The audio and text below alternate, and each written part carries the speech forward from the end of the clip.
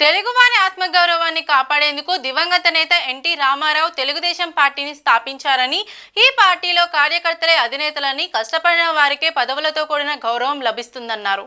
ప్రతి ఒక్కరూ పార్టీలో క్రమశిక్షణతో పనిచేయాలని విజయనగరం పార్లమెంట్ సభ్యుడు కలిశెట్టి అప్పలనాయుడు స్పష్టం చేశారు. హెచ్ఎల్ అసెంబ్లీ నియోజకవర్గ తెలుగుదేశం పార్టీ మినీ మహానాడు కార్యక్రమాన్ని బుడుమూరులో మంగళవారం ఘనంగా నిర్వహించారు.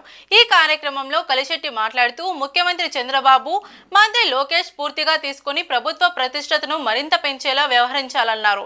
పార్టీ కోసం పనిచేసే కార్యకర్తకు తెలుగుదేశంలో పార్టీలో మంచి గుర్తింపు ఉంటుందని కలిశెట్టి గుర్తు చేశారు.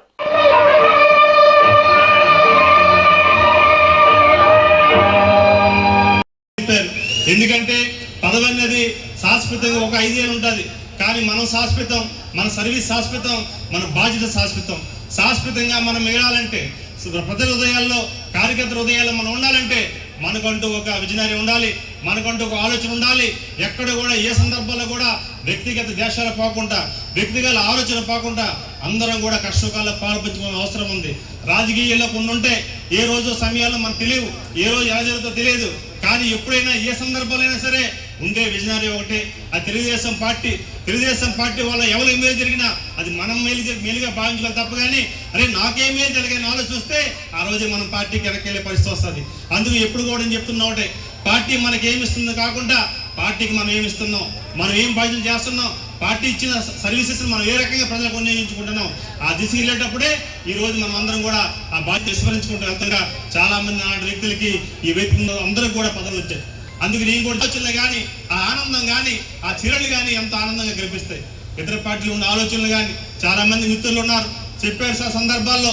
ఎందుకంటే అనవసరంగా మేము ఇక్కడి నుంచి అక్కడ పోయాం, అక్కడి నుంచి ఇక్కడికి వస్తే మేము ఏం చేయాల పరిస్థితి ఉందని చాలా మంది మిత్రులు చెప్పారు. అందుకే తెలుగుదేశం పార్టీ ఇచ్చే పెద్ద గిఫ్ట్ ఏంటంటే మనకి ప్రేమాభిమానం. ఆ ప్రేమాభిమానంతో ముందుకెళ్ళాలి. ఈ రోజు కార్యకర్త అంటే కల్మషం లేని కార్యదర్శుడు.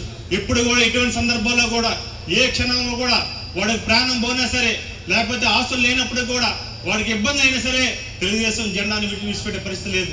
తెలుగుదేశం జెండా కోసం, ఎజెండా కోసం పనిచేసే కార్యకర్త. అలాంటికి శాశ్వతంగా ఉంటాం. చరిత్రంత వరకు తెలుగుదేశం పార్టీ ఉంటుంది.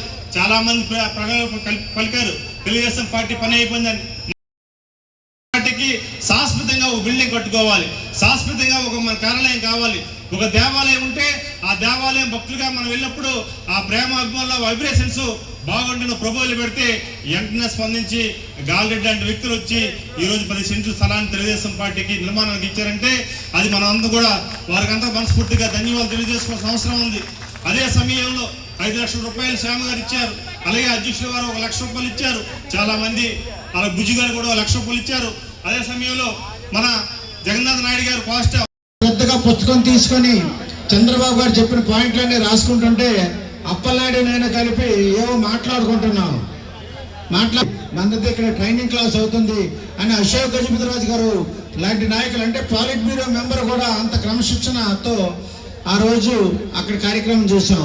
అదేవిధంగా ఎన్నో అవమానాల పైన ముందుకు వచ్చారు. అటువంటి నాయకుని ఆదర్శంగా తీసుకొని మనం ముందుకెళ్తున్నాం.